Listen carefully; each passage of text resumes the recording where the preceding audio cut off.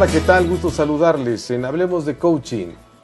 Coaching es una disciplina que se ha ganado un espacio muy especial en la sociedad, en las empresas y cada día más se habla de él. Coaching es una conversación profunda en un alto nivel de confianza que permite aprender habilidades gerenciales y competencias de liderazgo. El coaching es estar aquí y ahora honrando la humanidad del otro. ¿Qué tal? Mucho gusto saludarles. Como ven, hoy estamos con una personalidad, con el doctor Alberto Beuchot, a quien le agradecemos profundamente que esté esta mañana muy atareada por estas regiones. Gracias a ti. Y nos acompaña María González, nuestra comoderadora en este programa. Te agradezco mucho, María. Gracias. Y por favor, si nos presentas al doctor Beuchot. Sí, claro. El doctor Alberto Beuchot es maestro en educación con especialidad en lingüística aplicada por el TEC de Monterrey, doctor en innovación y tecnología educativas por el TEC de Monterrey, especializándose en patrones de comunicación y relaciones interpersonales entre adultos. Es coach empresarial junior por Newfield Consulting, graduado del Seminario Avanzado de Coaching y senior coach certificado por el Programa Internacional de Coaching Avanzado por Newfield Consulting también. Adicional a ello, es coach certificado por la International Coach Federation. De igual manera, es consultor de los departamentos de extensión y vinculación de los campus del TEC de Monterrey en Querétaro, San Luis Potosí, León, Irapuato, Aguascalientes, Ciudad Juárez y Chihuahua. Ahora sí, mi querido Alberto, platícanos un poco, ¿cómo llegas a coaching? ¿Cómo es tu experiencia? ¿Cuál es tu historia? Sí, bueno, creo que es un factor común de los que rebasamos algunos años ya. Pocos. El haber llegado a esta disciplina, a esta profesión, por casualidad. Se me hace la invitación hace algunos años, 15 años, por parte del director de la institución en donde yo trabajaba, porque el grupo de directivos había rechazado estas invitaciones, que en ese entonces era un taller con don Fernando Flores. No sabían qué era, ¿verdad? No sabían qué era y además eran ingenieros, entonces que ahora son mis principales clientes, ¿no? Hay que hacer la aclaración que estamos hablando del Tecnológico de Monterrey. Estamos hablando del Tecnológico de Monterrey, exactamente, y como esos lugares estaban ya pagados, se nos avisa a los mandos medios en ese entonces que sí, pues no queríamos aprovechar esos lugares, y yo digo, sí, cómo no. Y entro a un taller con Fernando Flores en la ciudad de Monterrey, allá en Nuevo León. Sí. ¿Estamos hablando de qué fecha? Estamos hablando hace 15 años, en el año 2000. ¿Ya se llamaba coaching? Ya se llamaba coaching, por supuesto, y además tenía el apellido de coaching ontológico. Hablaremos más adelante sobre esto.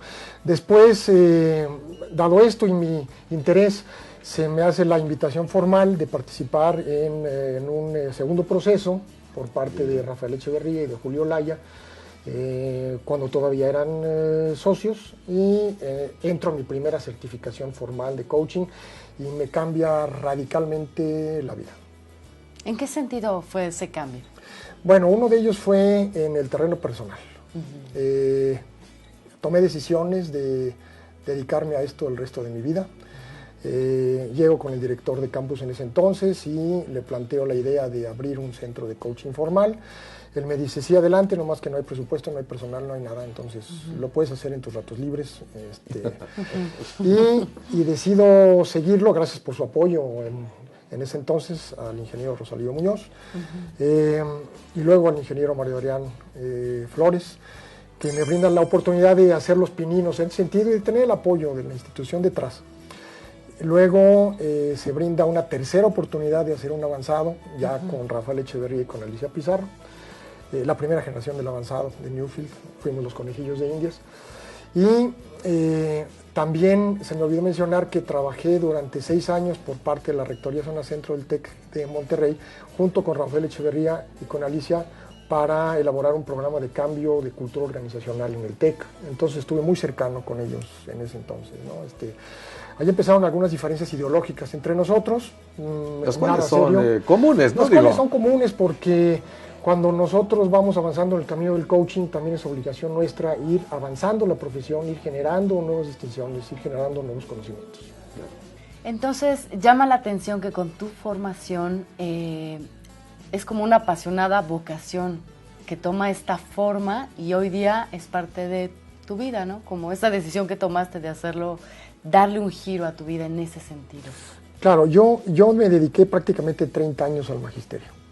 Entonces, de alguna manera, el asunto del coaching es como una continuación natural, aunque por supuesto la distinción es totalmente distinta, pero me permitió a mí dar ese siguiente paso.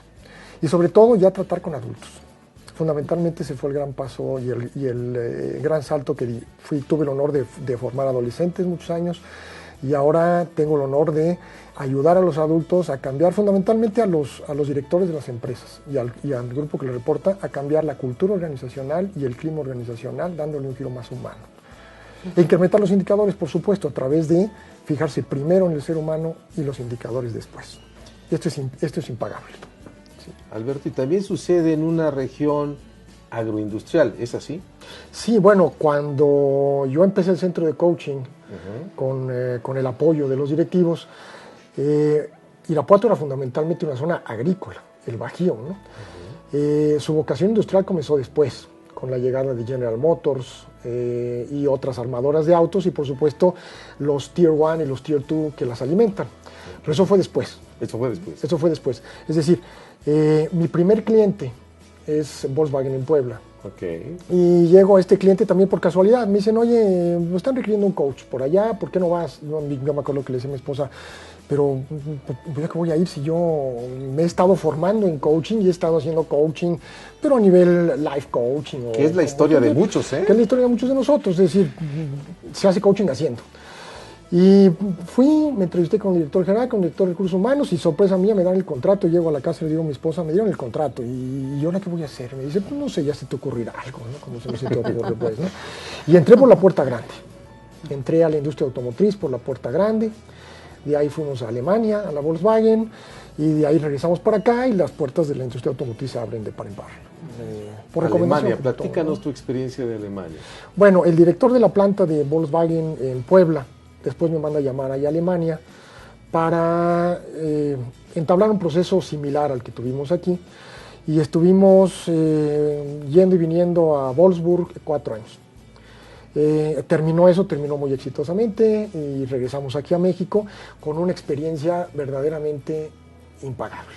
Es decir, yo ahí fue donde realmente aprendí a hacer coaching, a ponerme al servicio del cliente y al mismo tiempo a ser duro con el cliente para llevarlo a donde él quería ir, por el camino donde él quería ir, por supuesto. El coach siempre lleva al cliente al lugar donde quiere ir, pero lo que no sabe el cliente es cómo llegar allá.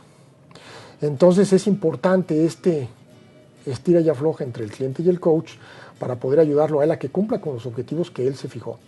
Y sobre todo que los objetivos también pueden ir cambiando. Los objetivos del inicio no suelen ser los objetivos del final. Y generalmente los clientes son ingenieros de línea muy dura, que se dan cuenta de múltiples maneras que el factor humano está siendo descuidado, pero no saben cómo hacerlo. Y sí, veía yo en el libro que de la manera en cómo dices que picar piedra fue muy duro, a través de tests y de gráficas y de un análisis muy exhaustivo, ellos se convencen que ahí está el asunto. ¿Cómo fue esto? Claro. Cuando llego a entrevistarme con un director de una empresa automotriz, no te da más allá de 15 minutos. Entonces le empieza a hacer preguntas, ¿cuánto cuesta? ¿Qué es el coaching? Entonces tú le puedes decir, mira, las preguntas las hago yo, déjame hacerte las preguntas que yo requiero hacerte para poder entender qué es lo que tú necesitas. Entonces te ganas otros 15 minutos y otros 15 minutos y le planteas la idea de hacer un assessment, una evaluación. En esa evaluación planteas 60 láminas que tienen gráficas, que son test ya probados y que cuando tú le presentas este reporte ejecutivo a él y a su grupo directivo, se van de espaldas. Porque ve gráficas, números y demás y dicen, ¿y así estamos? Claro, porque ustedes se autoevaluaron esto y así estamos, ¿y ahora qué sigue? Oye, entonces, entras. Alberto, y esto es parte, nos vamos a ir ya al primer corte, pero esto es parte de lo que coaching ofrece, ¿no? Esta capacidad de reflexión para los directivos y para todo el mundo, ¿no? Claro, por supuesto. Cuando ven eso y dices, así estoy yo, la pregunta que sigue es, ¿qué hacemos? ¿Qué hacemos? Y ya estaba. Nos quedamos con el qué hacemos y regresamos, ¿les parece? Por supuesto. Vámonos a un corte, amigos, ahorita volvemos.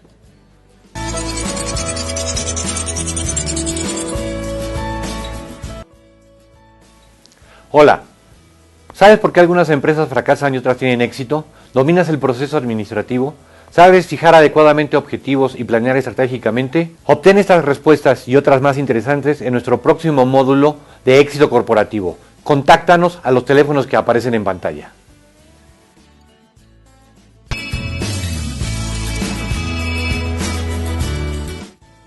Estamos de regreso aquí en Hablemos de Coaching del blog Coaching en México. Recuerden nuestras líneas en pantalla y nuestras redes sociales, pueden contactar con nosotros y estamos con el doctor Alberto Beuchot. Bienvenido otra vez. Gracias. ¿Nos sigues platicando del diagnóstico? ¿Cómo te ha Sí, contribuido? fundamentalmente esto es un proceso de intervención en las organizaciones que parte de un diagnóstico. Es decir, durante día y medio se cita al grupo que va a ser evaluado, se les hacen algunas pruebas físicas para ver cómo se comportan como equipo, una batería de tests y una sesión de constelaciones organizacionales. Y esta información se consolida en un reporte ejecutivo de 60 y pico de láminas y se les presenta al directivo sin los nombres y al grupo directivo después con algunos highlights. Y luego se les pregunta qué es lo que sigue. Y fundamentalmente sigue el proceso de intervención que va desde una primera etapa de 8 meses a 2 años. Y este golpe a la percepción, ¿no? Porque supongo que en la empresa la gente no se percibe como se lee en el diagnóstico. Claro. ¿Cómo lo reciben? Lo que más les impacta es el gap entre cómo se perciben ellos, su autoevaluación, y cómo los perciben los demás en evaluación cruzada. Y si el gap es muy grande, sobre todo en el grupo directivo, se van de espaldas. Porque a medida que el grupo directivo debe ser mucho más maduro, el gap debería tender a reducirse. Es decir, mi imagen pública y mi imagen particular o privada debería ser la misma.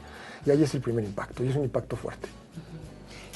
Y no cabe duda que esto es una aportación más de cómo hacerlo para que sea más digerible, más entendible, y qué sigue con ellos, ¿no? Hacer sus planes de trabajo. Claro, le permite al coach tener un primer diagnóstico de cómo se ve el grupo a sí mismo. Entonces esto afina el proceso de la intervención y la propuesta, que para cada empresa es distinto. Entonces esto modifica sensiblemente un proceso de coaching general, ¿no? Permite particularizarlo. Y en tus propuestas encontramos en tu oferta algunas coincidencias iniciales. ¿Nos puedes platicar en qué consisten? Sí, cómo no. Bueno, nuestra propuesta básicamente a lo largo de 12 años ya de intervención con las empresas nos ha permitido elaborar lo que llamamos los 5 pilares del coaching organizacional, que fundamentalmente forman parte de la visión de todas las organizaciones, pero siempre se queda pegado en los mingitorios, ¿no? En los baños, porque viene del corporativo en otro lado. Y estos pilares son solidaridad, emprendedurismo como sentido de generar ideas nuevas, la trascendencia, la calidad y el liderazgo. Y cuando se presenta ese plan a los directivos de las empresas, dicen, es que esto es lo que nosotros necesitamos. Y entonces hay una batería de preguntas para cada uno de estos 5 pilares y ellos eligen cuáles son las preguntas sobre las cuales quieren trabajar. Entonces ellos ayudan mucho en el proceso de coaching. Porque dicen, mira, esta pregunta son las que queremos trabajar. Y luego nosotros vamos generando otras preguntas adicionales en el mismo proceso que tiene sesiones grupales y sesiones individuales. Es decir, son sesiones grupales con este grupo de gente, valga esta redundancia, durante 8 meses, una por mes, y hay 4 sesiones individuales en este proceso, donde se tratan cuestiones ya más personales. Llegamos a varios auditorios. Uno son la comunidad de coaching. ¿Qué enfoque usas? ¿El ontológico? ¿Sistémico? ¿Cuál es el? Digo, si es que... Gracias por la pregunta, porque yo no puedo negar mi formación ontológica, como muchos de los que nos formamos en México, que es la escuela latinoamericana, por llamarlo de otra manera, ¿no? Versus la europea y la norteamericana. Pero, sin embargo, ahora a mí no me gustan los apellidos en el coaching, pero yo le diría al mío que es un híbrido. Híbrido. ¿No? Híbrido o frankensteiniano, ¿no? Así hecho de retazos de muchos lados. Los puristas, coaching frankensteiniano es algo nuevo, una corriente nueva. Es novedoso, ¿no? Okay, los puristas se irían de espaldas, ¿no? Okay. Y francamente lo que hacemos es incorporar algunas técnicas como el enagrama para evaluar el tipo de personalidad, que no es otra cosa más que una estructura egoica de una persona que él utilizó desde que abrió los ojos para poder hacer frente a sus diferentes... Sí, y las constelaciones familiares y organizacionales. Tanto la formación ontológica, que apunta al ser, es decir, a determinar que el observador genera unos determinados juicios, que generan unas emociones a su vez, que generan unas acciones, que generan unos resultados, ese es el core de la ontología, pues, ¿no? Si tú le agregas el eneagrama, que te permite o le permite a nuestro cliente de una manera muy sencilla, con unos párrafos muy sencillos, versus el Myers-Briggs, que es muy complicado, determinar por qué él es el tipo de observador que es y por qué hace lo que hace, ¿sí? Y decirle que va a ser ese observador que es, pero puede llegar a un nivel sano y no quedarse en el malsano. Y le agregas el asunto de las constelaciones, que le permite encajar a él mismo dentro de un sistema familiar de origen y un sistema laboral de qué hacer, pues el asunto se vuelve redondo y les hace muchísimo sentido. Quiero aprovechar, María, para decirle a nuestros amigos, esto es un experto, esto es un doctor que está aplicando experiencia, está aplicando conocimiento, formación, y esto que dice tan sencillo, tan rápido, que lo podemos entender quienes estudiamos coaching, me gustaría que lo bajaras al terreno coloquial, ¿sí? Para los curiosos del coaching. ¿Qué le da toda esta mezcla que tú das, que haces? ¿En qué le favorece? Fundamentalmente al mercado empresarial, que es al que nos dedicamos, le permite tener las herramientas, y no me gusta mucho esa palabra, pero voy a usarla, le permite tener las herramientas para entender que la modificación de los resultados que quiere obtener en su vida está en sus manos. La modificación de lo que quiere obtener en su vida está en sus manos. Así es. Okay. Y además él, me parece interesante que esas ideas sobre las preguntas que quieren conversar o los sueños que quieren hacer realidad puedan aterrizarlos en acciones concretas. Claro, por supuesto, porque a fin de cuentas el coaching tiene que terminar en eso. El coaching está orientado al futuro. Hay que tocar asuntos del pasado, pero está orientado al futuro. Y cuando el cliente ve que el tipo de observador que desarrolló no tiene que sentirse culpable por eso, y que está repitiendo patrones familiares que los lleva a la organización, que tampoco tiene que sentirse culpable por eso, entiende que los órdenes del amor que aprendió pueden ser perfectamente compatibles con los órdenes del éxito en su vida. Los órdenes del amor y los órdenes del éxito. Por supuesto. Orientado a la plenitud, digamos, orientado a la plenitud, ¿no? por Que supuesto, a la fuera el trascendencia. objetivo último, la plenitud y la trascendencia. Así es. Y la pregunta fundamental para ellos es, ¿qué haces tú aquí en esta empresa? Y si contestan con un asunto fabricando piezas para autos, ellos mismos no se la creen. Pero si ellos aprenden a responder, estoy formando personas que a su vez van a dejar un mundo mejor a través de lo que hacemos, su liderazgo modifica radicalmente, porque ese es el corazón. Sí, que ahí viene esta idea tuya de que fuimos educados para producir y no para la plenitud. Claro, por supuesto. En ese sentido lo mencionas. En ese sentido, claro. Y no está peleado con los indicadores, simplemente es una manera de llegar distinto a los indicadores. Los indicadores son una consecuencia nata, directa de trabajar con las personas. Si yo busco los indicadores y me olvido de la persona, produce mucho estrés y un desgaste impresionante. De la otra manera, no es así. Pero cambiar esta mentalidad de una mentalidad ingenieril cuesta trabajo, pero es verdaderamente riquísimo. Apasionante. Apasionante. Y además sí cambian, ¿eh? Pero por supuesto. Pero sí cambian, ¿eh? Por supuesto, digo, tenemos nuestra agenda llena. Sí, sí. Y les gusta, ¿eh? Claro. Porque entienden hasta la ingeniería humana, ¿no? Claro, dicen, por supuesto. Esa es una palabra, claro, muy, Bueno, digo, es un término muy pues contradictorio, ¿no? Pero bueno, hablándolo en términos de ellos, sí. Alberto, estamos por irnos al corte. ¿Qué te ha dejado coaching a ti con toda esta experiencia? Mira, yo te lo podría decir en muy pocas palabras.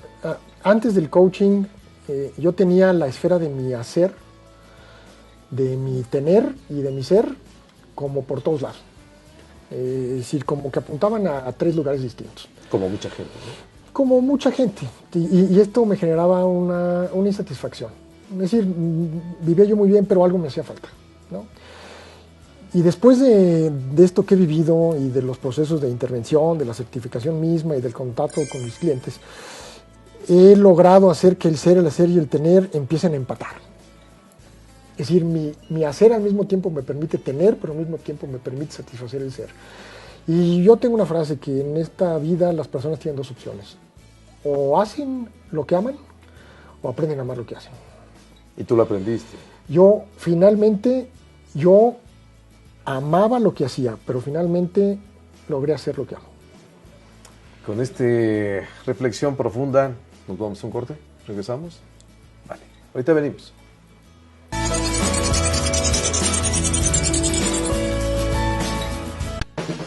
En más de 16 países del mundo, las empresas han optado por usar PsychoWeb, el sistema que facilita el proceso de evaluación para la selección de tu talento humano.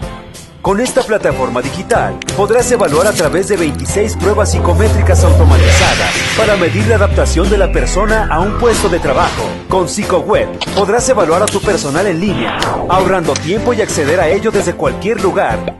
Con PsychoWeb podrás tener usuarios ilimitados y realizar las aplicaciones que necesites en todo un año. Y lo mejor de todo, podrás ver los resultados al instante. No esperes más. Sé parte de la plataforma que está dando mucho de qué hablar. PsychoWeb.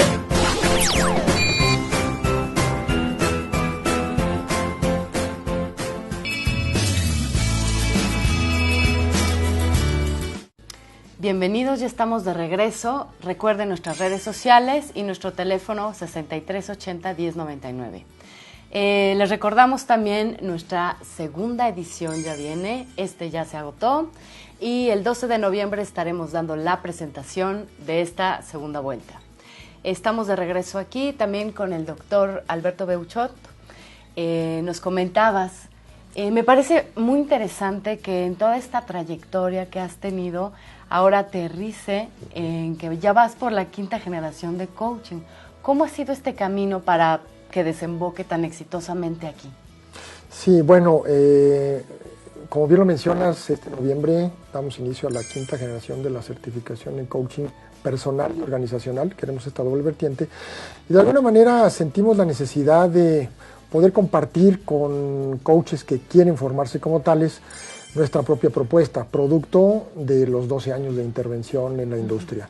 Entonces es muy interesante porque tenemos a gente de muy buen nivel, directivos que han pasado por nuestros procesos anteriores, que han pasado por el seminario, se genera una comunidad muy interesante de personas que laboran en la industria, pero que a su vez ven el coaching como una posibilidad de desarrollo de vida posterior, ¿no?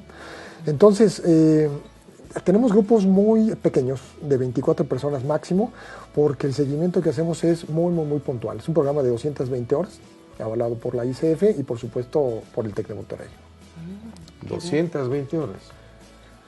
Wow. Y quizá un poco más, pero decimos 220 para que no se espanten. Entonces, pero lo que quiero resaltar es que coaching necesita tiempo, necesita entrenamiento. Sí, necesita mucho tiempo y mucho entrenamiento. Y sobre todo visitar nuestros propios demonios, ¿no? Todo coach en formación necesita visitar lo que tiene dentro para poder desarrollar una empatía y entender que el otro también tiene sus demonios con los cuales está luchando y poderlo ayudar en ese sentido a él, ¿no? Pero sí requiere tiempo, claro, Luis Fernando, mucho tiempo. Y eso vale la pena comentarlo, porque hay muchos que creen que ser coach es 40 horas y ya soy coach. Sin comentarios. No, pero sí vale la pena comentarlo, porque lo que distingue al programa, Alberto, y gracias que hayas participado en el libro, por supuesto. Gracias a ti por la invitación. Es que estamos buscando el profesional, el que lo hace bien, el que se forma a conciencia, no el que lo toma como algo ligero y que simplemente confunde y engaña. Y muchas empresas están confundidas y mucha gente está confundida gracias a estas intervenciones improvisadas, por así decirlo. Creo que el coaching toca el alma de las personas. Es correcto. Y es un asunto delicado. Y es un asunto de respeto. Entonces no podemos ofrecer ningún programa que no pretenda hacerse cargo de eso. Sería pecado mortal, por ponerlo menos, ¿no? Pues, falta de ética, ¿no? Claro, por supuesto. Además, y sobre todo que estaríamos formando personas que allá afuera estarían creando más mal que bien. Y no ayudando a la profesión, porque nos estaríamos haciendo harakiri solos.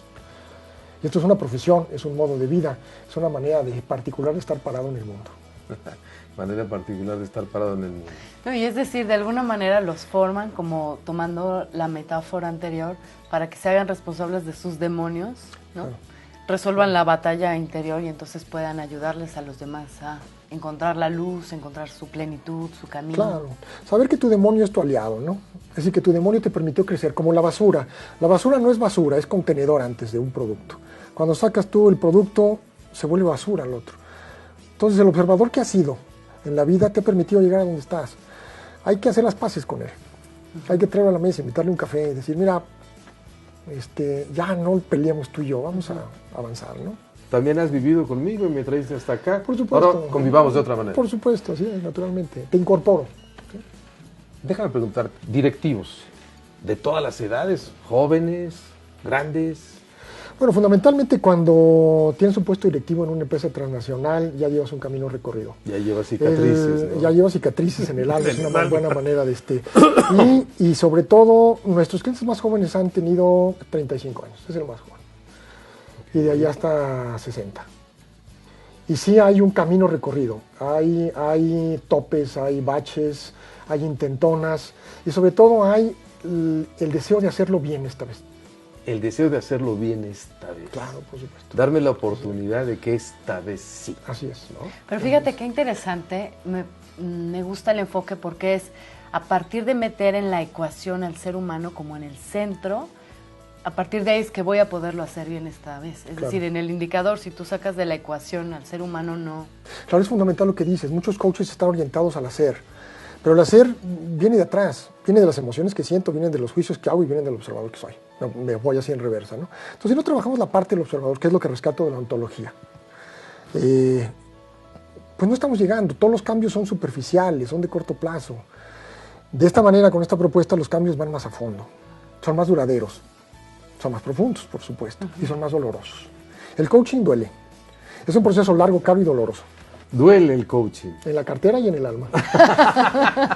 En la cartera y en el alma. Es una buena inversión. Sí, pero es una buena inversión, por supuesto, naturalmente, porque es el ser el que se ve beneficiado. ¿Cómo ves tú? ¿Por qué coaching ha tenido éxito? Yo creo que porque funciona. Ok. ¿Sí? Vaya, nosotros no gastamos un peso en publicidad. Si publicidad como tal, no nos anunciamos en la sección amarilla, ¿no? Tú vas al médico, ¿por qué vas a determinado médico? Es por dolor, ¿no? Me duele algo. Pero cuando tú decides ir a un médico particular, agarras la sección amarilla y dices, voy a ver a... No, porque es recomendación, ¿no? Por supuesto. Totalmente. Por supuesto. Esto es por recomendación. Y lo recomienda la persona que le funciona. Y también te recomienda el que no le funciona, pero afortunadamente no hemos tenido de esos hasta ahorita. Entonces te recomienda porque funciona. Fíjate, coincido contigo y algunos que... Aunque la responsabilidad es del cliente, perdón. El cambio está en el cliente y el que quiere el cambio es el cliente, no el coach. Pero entonces aquí el coach o el cliente tendría que saber más que es coaching.